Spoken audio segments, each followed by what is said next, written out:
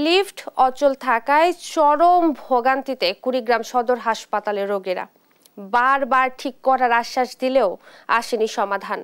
ফলে এক লিফটেই গাদাগাদি করে ঝুঁকি নিয়ে চলছেন তারা। সহকর্মী মনোয়ার হোসেন লিটনের পাঠানো তথ্য ছবিতে আপন উপর ডেস্ক রিপোর্ট। কুড়িগ্রাম সদর হাসপাতাল প্রতিদিন প্রায় 2000 রোগী চিকিৎসা নিতে আসেন এখানে। জেলার 22 লাখ মানুষকে চিকিৎসা সেবা নিশ্চিতে এরই মধ্যে নির্মাণ করা হয়েছে 8 তলা ভবন। 250 শয্যার এই হাসপাতালে ওঠানামার জন্য 2টি লিফট থাকলেও একটি দীর্ঘদিন থেকেই অচল।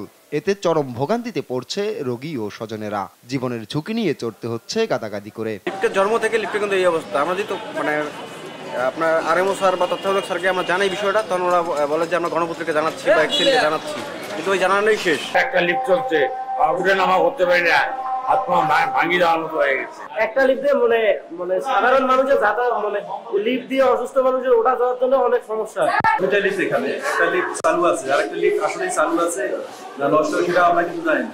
এখন আমরা লিফটে উঠবো, এখন সেটা রোগী মানুষকে উঠতে পারে। লিফট মেরামতের আশ্বাস দিলেও ক্যামেরার সামনে কথা বলতে রাজি হননি হাসপাতালের তত্ত্বাবধায়ক। কালকে চলে আসবো, কালকে হয়তো ঢাকা থেকে লোক আসবে। এটা হলো মাঝে মাঝে নষ্ট হয়, ওরা ঠিক করে দিয়ে দেয়, আবার হয়তো নষ্ট হয়। এই জন্য ওরা এক্সেসিভ নিজে আসছে। উনি সব আমি এতক্ষণ ঘুরলাম, ঘুরে সরজমিন দেখলাম, দেখার পর উনি বলতে স্যার আমি কালকে ঢাকা থেকে লোক নিয়ে এসেছি, নিয়ে আমি কালকে ঠিক করে দেবো। হাসপাতালটিতে টেকনিশিয়ান ও বিশেষজ্ঞ ডাক্তারেরও অভাব রয়েছে। সবার প্রত্যাশা স্বাস্থ্য সেবায় বিশেষ নজর দিয়ে সমস্যার দ্রুত সমাধান করবে স্বাস্থ্য অধিদপ্তর। নিউজ ডেস্ক, দেশ টিভি।